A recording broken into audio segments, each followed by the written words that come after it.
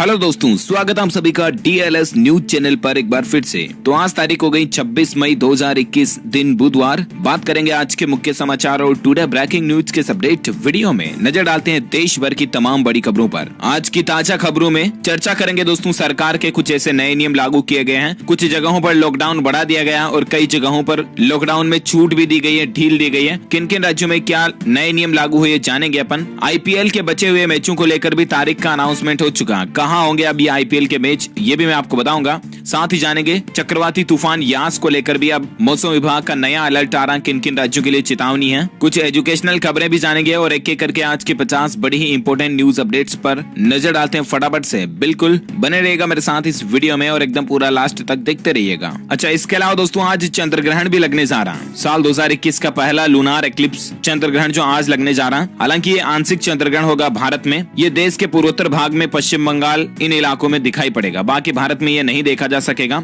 आज वैशाख शुल्क पूर्णिमा बुधवार यानी कि 26 मई को चंद्र ग्रहण लगने जा रहा। इस चंद्र ग्रहण की जो टाइमिंग होगी दोस्तों, दोपहर 2:18 पर ये शुरू होगा, जो कि शाम को 7:19 तक रहेगा। लेकिन ये आंशिक चंद्र ग्रहण होगा, इसलिए इसमें सूतक काल मान्य नहीं होगा। ये चंद्र ग्रहण वृश्चिक राशि और अनुराधा नक्षत्र में लगने जा रहा। इस चंद्र ग्रहण के बारे में ज्यादा जानकारी अगर आप जानना चाहते हैं किन राशियों के लिए ये फायदेमंद होगा, क्या प्रभाव डालेगा किन राशियों पर, तो इसके लिए मैंने सेपरेट वीडियो डीएलएस न्यूज के ऊपर ऑलरेडी डाल रखा, तो उसका लिंक मैं आपको इस वीडियो के नीचे डाल दूंगा, तो वहां पर जाकर के चेक कर लीजिएगा। ओके, और चलिए अब अपन बात करते हैं आज की कुछ प्रमुख 50 बड़ी खबरों पर नजर डालते हैं फटाफट से। आपका बिना टाइम वेस्ट किए सीधे ले चलता हूं पहली खबर में। देखिए आप, अब आरोग्य सेतु ऐप पर आपको कोरोना वैक्सीनेशन का स्टेटस भी मिल जाएगा। सरकार ने इस ऐप को अपग्रेड कर दिया है। दरअसल आपको पता होगा कि साल 2020 में कोरोना संक्रमितों का डेटा रखने के लिए और कॉन्टेक्ट ट्रेसिंग के लिए सरकार ने आरोग्य सेतु ऐप लॉन्च किया था, राइट। लेकिन अब सरकार ने इस ऐप को समय समय पर अपग्रेड किया और अभी हाल के अपडेट में अब इस ऐप में आपको कोरोना वैक्सीनेशन का डेटा भी मिल जाएगा। और इतना ही नहीं, आप अपने मोबाइल नंबर से इस ऐप पर जब रजिस्टर करोगे ना, तब आपको पता चल जाएगा कि आपने वैक्सीन लगवा ली है या नहीं। क्योंकि जो लोग वैक्सीन लगवा चुके हैं उन लोगों का इस आरोग्य सेतु ऐप में उनकी प्रोफाइल पर डबल टिक का निशान आएगा। इस तरह से, जिस तरह से व्हाट्सएप में सीन मैसेज के लिए आता है ना डबल टिक, उसी तरह से डबल ब्लू टिक आएगा अगर आपने कोरोना का वैक्सीन टीकाकरण कर लिया है। तो इससे आप किसी को भी बता भी सकते हो कि हाँ देखो मेरी वैक्सीन लग चुकी है। क्योंकि दोस्तों एनआईसी के सर्वर पर आपके वैक्सीन रजिस्ट्रेशन के समय जो मोबाइल नंबर लिया जाता है ना, उसी के डेटा को इस ऐप से लिंक कर रखा है। तो जैसे ही आप वैक्सीन लगवाओगे, इस ऐप पर आपका मोबाइल नंबर के आगे डबल ब्लू टिक आ जाएगा, तो इससे आपको पता चल जाएगा कि हाँ वैक्सीन लग चुकी है। ओके, अगली बड़ी खबर देखिए, केंद्र सरकार ने फिर से बढ़ा दी है गोल्ड ज्वेलरी पर हॉल मार्किंग अनिवार्य करने की तारीख को। अब आखिर ये कब से लागू होगा? तो दरअसल जो सोने के गहनों पर सरकार ने हॉल मार्किंग कंपलसरी का नियम लागू किया था हाल ही में, आपको पता होगा इसकी लास्ट डेट 1 जून थी। लेकिन अब ये 1 जून से नियम लागू नहीं होगा, बल्कि इसको 15 दिन और आगे बढ़ा दिया। अब 15 जून के बाद सिर्फ हॉल मार्किंग वाली ज्वेलरी की ही हमारे देश में बिक्री हो पाएगी। यानी कि 15 जून से सभी ज्वेलर्स को, सुनार भाई लोग जितने भी हैं, कोई भी ज्वेलरी बनाएंगे तो उन पर हॉल मार्किंग लगाना जरूरी होगा। फिलहाल इसकी तारीख 15 जून कर दी है। हॉल मार्किंग में कई सारी चीजें होती है, जैसे कि सरकार की BIS छाप भी होती है, सोने की शुद्धता भी लिखी होती है, ज्वेलरी कब बनाएगी इसका वर्ष भी लिखा होता है और ज्वेलर का लोगो भी होता है। तो ये सारी डिटेल सब आपको ज्वेलरी पर देखने को मिलेगी 15 जून के बाद। ओके, अगली बड़ी खबर देखिए दोस्तों, वैज्ञानिकों की रिसर्च में एक नया खुलासा हुआ है कि आखिर मौत के बाद नाक और मुंह में कब तक रहता है कोरोना। एम्स के फोरेंसिक हेड ने एक अहम जानकारी दी है इसको लेकर। तो दरअसल दोस्तों, अखिल भारतीय आयुर्विज्ञान संस्थान एम्स में फोरेंसिक डॉक्टर सुधीर गुप्ता का कहना है कि एक संक्रमित व्यक्ति की मौत के 12 से 24 घंटे बाद कोरोना वायरस नाक और मुंह की नली जो होती है ना, मतलब नेजल और ओरल कैविटी, उसमें एक्टिव नहीं रहता है। इस वजह से मृतक से संक्रमण का खतरा ज्यादा नहीं रहता है। हालांकि फिर भी रहता है, लेकिन 12 से 24 घंटे अगर किसी डेड बॉडी को निकल चुके हैं ना, तो फिर उससे कोरोना संक्रमण का खतरा थोड़ा कम हो जाता है। लेकिन ऐसा नहीं कि बिल्कुल खतरा नहीं रहता। इसीलिए सभी कोविड गाइडलाइंस का पालन करते हुए ही अंतिम संस्कार किया जाना चाहिए, है ना। वैज्ञानिकों की रिसर्च में एक और अच्छी बात ये निकल कर आ रही, देखिए आप, कि जो लोग नियमित दूध पीते हैं ना, हाल ही में वैज्ञानिकों की तरफ से, साइंटिस्ट एक्सपर्ट्स की तरफ से एक सर्वे किया गया और उसमें पता चला कि रेगुलर दूध पीने वाले लोगों के अंदर दिल का रोग होने का खतरा 14% तक कम हो जाता है। यानी कि हार्ट अटैक, हार्ट ब्लॉकिंग वगैरह, हार्ट की पंपिंग रेट डिस्टर्ब होना वगैरह वगैरह, ये सारी हार्ट से संबंधित कई प्रॉब्लम्स जो है ना, उनका खतरा 14% तक सीधा कम हो जाता है, सिर्फ और सिर्फ जो लोग रेगुलर दूध पीते हैं उन लोगों में। ब्रिटिश वैज्ञानिक और शोधकर्ताओं ने इस तरह का दावा किया। यहाँ तक कि दिल की बीमारियां और स्ट्रोक का खतरा भी ये कम करता है, कोलेस्ट्रॉल को भी कंट्रोल रखता है। इसलिए दोस्तों रोजाना 1 गिलास दूध तो आप जरूर पिए ही पिए। हार्ट की धमनियों में ब्लॉकेज वगैरह हो गया, हार्ट अटैक, स्ट्रोक, ये सारे खतरे कम हो जाते हैं जो लोग रोजाना दूध पीते हैं उनमें। 20 लाख लोगों पर इस तरह की रिसर्च की गई और फिर उसमें यह नतीजा सामने आया। कोई छोटी मोटी रिसर्च नहीं है। तो आज ही रोजाना 1 गिलास दूध पीना शुरू कर दें, है ना। और चलिए अगली बड़ी खबर देखिए। मोदी सरकार का एक अहम फैसला है, मालदीव के अड्डू शहर में खुलेगा भारत का पहला वाणिज्य दूतावास। जी हाँ, सरकार ने मालदीव में भारत की राजनयिक मौजूदगी को बढ़ावा देने के लिए इस साल वहां के अड्डू शहर में एक नया वाणिज्य दूतावास खोलने की मंजूरी दी है। वाणिज्य दूतावास बोले दोस्तों तो कॉमर्शियल एम्बेसी, एक तरह से व्यापार लेन देन के लिए वहां पर अलग से गवर्नमेंट ऑफिस वगैरह समझ सकते हैं आप, है ना। अगली बड़ी खबर देखिए। राजस्थान राज्य में महंगा होगा पान मसाला, बीड़ी, सिगरेट और गुटखा। गहलोत सरकार एक नया शुल्क लगाने जा रही है। जी हाँ, राजस्थान के लोगों के लिए एक बड़ी खबर आई है। अब राज्य सरकार जो है लॉकडाउन में पेट्रोल डीजल से जो टैक्स में कमी आ रही है इसकी भरपाई करने के लिए पान मसाला, तंबाकू, बीड़ी, सिगरेट और गुटखा के आवागमन पर शुल्क लगाने की प्लानिंग कर रही है। मुख्यमंत्री अशोक गहलोत के निर्देश पर राज्य के वित्त विभाग में इस तरह का प्रस्ताव भी तैयार कर लिया गया है। और मीडिया रिपोर्ट्स के मुताबिक दोस्तों सरकार जैसे ही इस फैसले को, इस नियम को लागू करेगी ना, इस फैसले के बाद कोरोना काल में जो ऑलरेडी महंगे मिल रहे हैं गुटखा, बीड़ी, सिगरेट, तंबाकू, पान मसाला, खैनी वगैरह, ये अभी ऑलरेडी महंगे मिल रहे हैं क्योंकि लॉकडाउन लगा हुआ है, तो ये और भी ज्यादा महंगे हो जाएंगे। देखते हैं आखिर कब तक ये नई प्लानिंग, नया नियम लागू होता है। फिलहाल देखिए अगली खबर।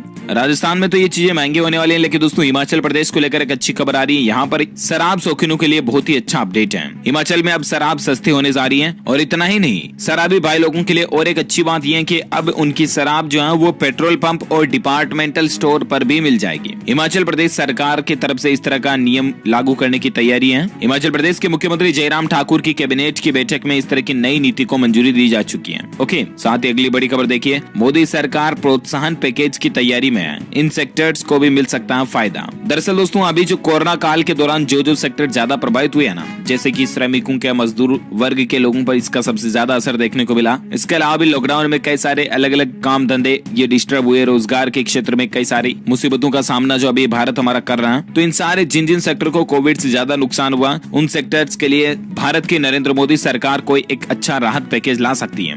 इस तरह की मीडिया रिपोर्ट्स चल रही हैं। समाचार एजेंसी ब्लूमबर्ग की एक रिपोर्ट के मुताबिक सरकार जो है वो इस पैकेज की तैयारी में लगी हुई है। रिपोर्ट में इस विषय से अवगत सूत्रों के हवाले से बात की जानकारी मिली है। तो देखते हैं आखिर गवर्नमेंट कब तक कितने करोड़ का राहत पैकेज जारी करती है अलग अलग क्षेत्रों में। मैं आपको डिटेल्स बता दूंगा जब गवर्नमेंट की तरफ से ऑफिशियली अपडेट आएगा तो। ओके, और फिलहाल अगली खबर देखिए आप कि कपिल शर्मा ने भी कोरोना पीड़ितों की मदद के लिए हाथ आगे बढ़ाया है। जी हाँ दोस्तों, कपिल शर्मा जो है कॉमेडी किंग के नाम से मशहूर, उन्होंने आर्ट ऑफ लिविंग के साथ मिल करके कोरोना पीड़ित लोगों की मदद के लिए लड़ने का एक नया फैसला किया है। इस फाउंडेशन के जरिए मोबाइल ऑक्सीजन सेवा की भी शुरुआत की गई है, जिससे लोगों को घर घर तक ऑक्सीजन पहुंचाने की मदद मिलेगी। इस मोबाइल ऑक्सीजन सेवा के जरिए गांव में भी ऑक्सीजन पहुंच पाएगा। इसके अलावा हॉस्पिटल में bed, oxygen cylinders, ambulance, immunity kit या डॉक्टर की मदद की भी अगर जरूरत है तब भी आपको यहाँ पर कई सारे सुविधाएं मिलेगी। तो ये कपिल शर्मा की तरफ से वाकई में बहुत ही अच्छी बात है कि इस तरह का मदद का काम किया जा रहा। और अगली बड़ी खबर देखिए, उत्तराखंड राज्य में 2 दिन और बढ़ चुकी है गेहूं की खरीद।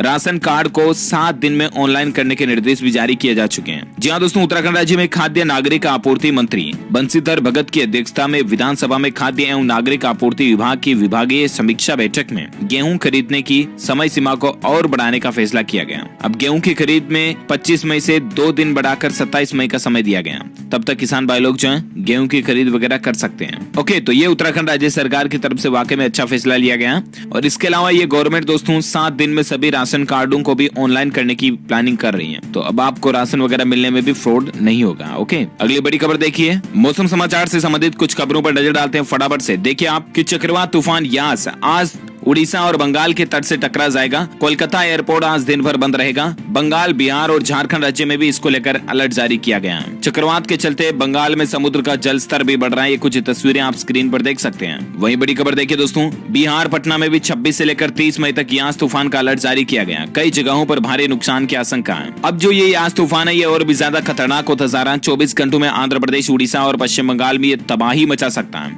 इस बात का अंदाजा आप यहीं से लगा सकते हैं दोस्तों की इस तूफान के खतरनाक रूप को देखते हुए कई ट्रेनों को रद्द कर दिया गया और 5 राज्यों में तकरीबन 115 एनडीआरएफ की टीमों को तैनात किया गया।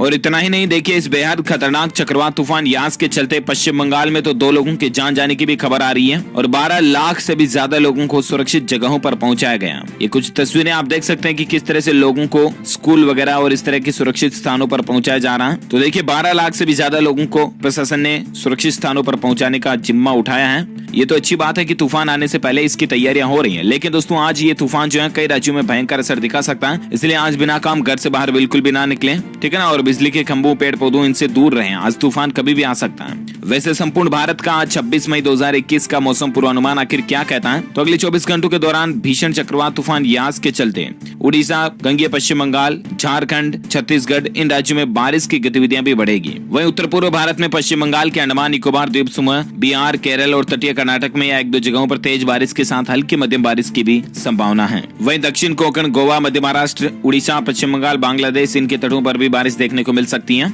ओके, तो ये तो रहा आज का वेदर अलर्ट, मौसम समाचार। वहीं बात करें सराफा बाजार में सोने चांदी के रेट क्या चल रहे हैं, तो दोस्तों सस्ता हुआ है सोना चांदी। हाई रेट पहुंचने के बाद आज गिरावट देखी गई है। अभी सोने के रेट की बात करें तो सोना 128 रुपए की गिरावट के साथ 48,425 रुपए प्रति 10 ग्राम के रेट पर पहुंच चुका है। वहीं बात करें चांदी की तो चांदी में 470 रुपए की गिरावट के बाद अभी चांदी 71,341 रुपए प्रति किलो चल रही है। ओके, तो ये तो रहा gold and silver price today news update. और अब अपन बात करते हैं दोस्तों कोरोना वायरस से संबंधित कुछ बड़ी खबरों पर नजर डाल लेते हैं। तो बड़ी खबर देखिए दोस्तों, एक तो असम राज्य सरकार ने भी शहरी इलाकों में 5 जून तक लॉकडाउन को बढ़ा दिया। कोरोना कर्फ्यू इसको नाम दिया गया और इसको बढ़ा दिया। इसके कुछ नए नियम भी लागू किए हैं, लेकिन असम राज्य सरकार ने जो शहरी इलाके है ना, सिटीज, उनमें ही 5 जून तक लॉकडाउन बढ़ाया है। इतना ही नहीं, झारखंड राज्य में भी 1 सप्ताह के लिए लॉकडाउन बढ़ चुका है। 3 जून सुबह 6 बजे तक अब स्वास्थ्य सुरक्षा सप्ताह के नाम पर लॉकडाउन लागू रहेगा। 3 जून तक झारखंड राज्य में भी लॉकडाउन बढ़ चुका है। चलिए अगली खबर देखिए दोस्तों, कोविड के हल्के लक्षण वाले मरीजों में हमेशा मौजूद रहती है प्रतिरोधक क्षमता देने वाली सेल्स। जी हाँ, मतलब कि ऐसे पेशेंट, ऐसे मरीज, ऐसे लोग जिनमें कोरोना के हल्के फुल्के लक्षण रह रहे हैं या हल्के फुल्के लक्षण उनको घर पर भी दिख रहे हैं, तो यूं मान के चलिए आपके लिए एक अच्छी बात है, क्योंकि जो हल्के फुल्के लक्षण वाले लोग होते हैं ना, उनमें कोरोना की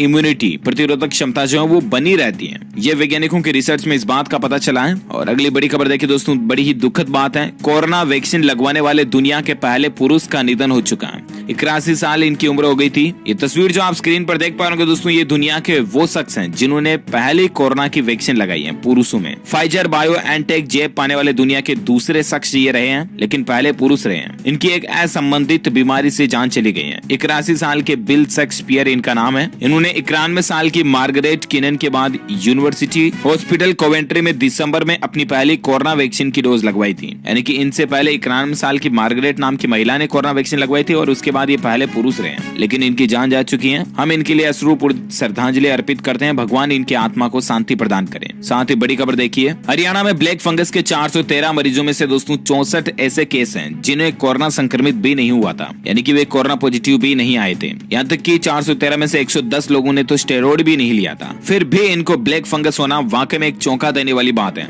क्योंकि दोस्तों इतने दिन हमने सिर्फ और सिर्फ यही सुना था कि ब्लैक फंगस जो होने की प्रमुख वजह होती है ना, वो यही होती है कि जो कोरोना पेशेंट है या जिनमें डायबिटीज वगैरह का ज्यादा प्रॉब्लम है, तो उन्हीं लोगों में जिनको ऑक्सीजन सपोर्ट पर रखा गया हो, जिनको ज्यादा स्टेरॉइड वगैरह दिया गया हो, तो उन लोगों में ब्लैक फंगस का खतरा ज्यादा होता है, राइट। लेकिन अब यहाँ पर तो देखिए जो आम लोग हैं, हल्के फुल्के बीमार भी नहीं हुए, उनमें भी ब्लैक फंगस के केसेस देखे जा रहे हैं। ऐसा ही एक न्यूज आप ये भी देख सकते हैं कि हरियाणा में भी मरीज को ना कोरोना था ना ही डायबिटीज था, फिर भी उसको ब्लैक फंगस हो गया। स्वास्थ्य विभाग भी इस बात को लेकर हैरान है। अब देखते हैं दोस्तों वैज्ञानिकों की ओर से इस पर और क्या नया अपडेट, नई रिसर्च निकल कर आती है, मैं आपको बता दूंगा अपडेट DLS न्यूज चैनल के माध्यम से। फिलहाल बात करें आज के ताजा कोरोना आंकड़ों की, तो देखिए पिछले 24 घंटों के दौरान 2,08,000 नए केस देखे गए, तो भी काफी कम आंकड़ा है। और उसके बाद अभी भारत में कुल संक्रमितों की संख्या 2,71,00,000 से भी ज्यादा हो चुकी है, राइट। एक्टिव केस की बात करें तो भारत में अभी 24,90,000 से भी ज्यादा एक्टिव यानी कि सक्रिय मामले चल रहे हैं। वहीं भारत में पिछले 24 घंटों के दौरान 4159 से भी ज्यादा लोगों की मौत हुई। और उसके बाद अभी भारत में कुल मरने वालों की संख्या, जो कोरोना से टोटल मरने वालों का आंकड़ा 3,11,000 से भी ज्यादा पहुंच चुका है। ओके, तो ये तो रहा आज का ताजा कोविड डेटा।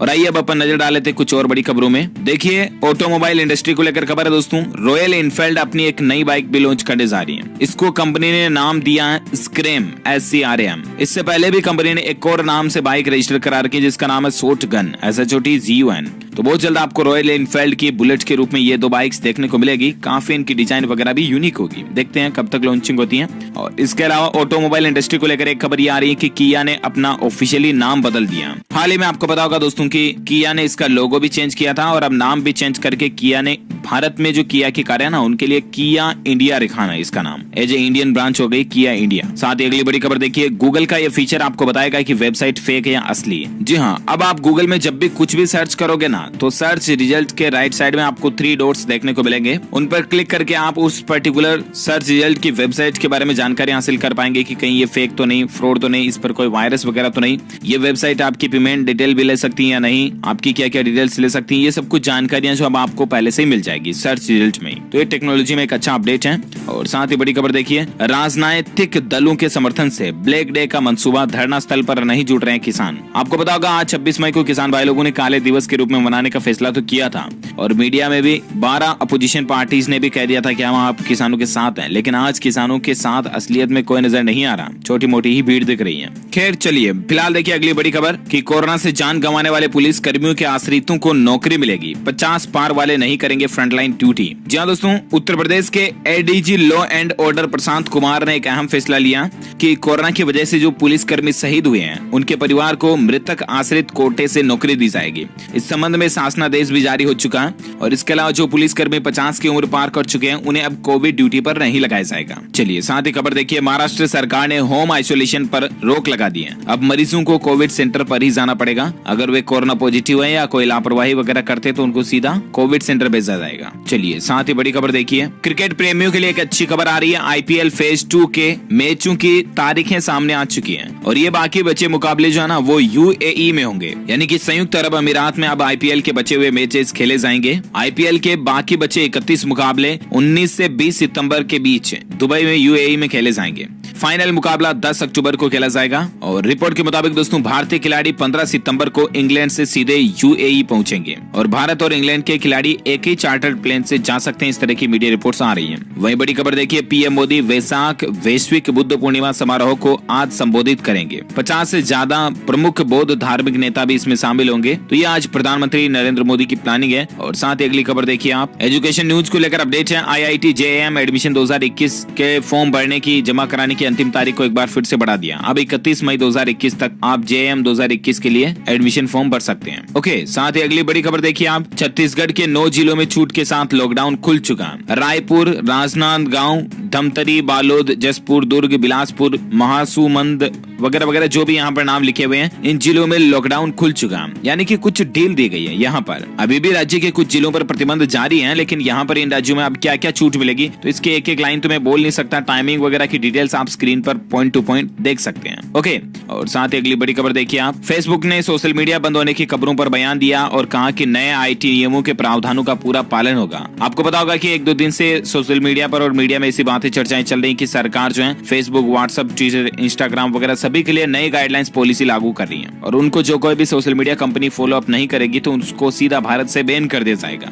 राइट, इसी कड़ी में फेसबुक का कहना है कि हम भारत की जो भी नई पॉलिसी वगैरह होगी उसको पालन करेंगे, इसलिए बैन ना करें। साथ ही बड़ी खबर देखिए, CBI के नए बॉस बन चुके हैं। 1985 बैच के IPS सुबोध कुमार जायसवाल CBI के नए डायरेक्टर बनाए गए हैं। अभी ये CISF के चीफ हैं। मेनी कांग्रेट्स इनको हमारी तरफ से। ओके दोस्तों, तो इसी कड़ी में आज दिन भर की तमाम बड़ी खबरें, मुख्य समाचार, टुडे ब्रेकिंग न्यूज का अपडेट वीडियो ये फिनिश होता है। वैसे आप मुझे नीचे कमेंट करके बताइए कि पृथ्वी पर जलीय भाग का प्रतिशत कितना है। जी हाँ, जिस तरह से अभी ठोस भूभाग जमीन पर आप बैठ करके ये वीडियो देख रहे हो आपके फोन में, वो एक ठोस सतह है। राइट, और समुद्र जैसे जलीय भूभाग है, जल के सरफेस है। तो इस तरह से धरती पर कुल जलीय भाग कितने प्रतिशत है, कमेंट करके बताइए मुझे। जो लोग इसका सही जवाब इस वीडियो के नीचे कमेंट बॉक्स में देंगे ना, वो रैंडमली सेलेक्ट किए जाएंगे हमारी DLS न्यूज टीम की तरफ से और आप जीत सकते हैं एक शानदार सरप्राइज गिफ्ट जो कि गिव अवे के रूप में आप तक पहुंचा दिया जाएगा। इसी के साथ ही अगर आपको ये वीडियो अच्छा लगा तो इसे लाइक करना, शेयर भी करना अपने दोस्तों के साथ फेसबुक और व्हाट्सएप पर। और हाँ, एक काम और करना दोस्तों, DLS न्यूज चैनल को नीचे लाल बटन दबाकर सब्सक्राइब करके बेल आइकन जरूर दबा देना ताकि आपको रोजाना की ताजा खबरें और मुख्य समाचार तुरंत आपके मोबाइल पर मिल जाएंगे।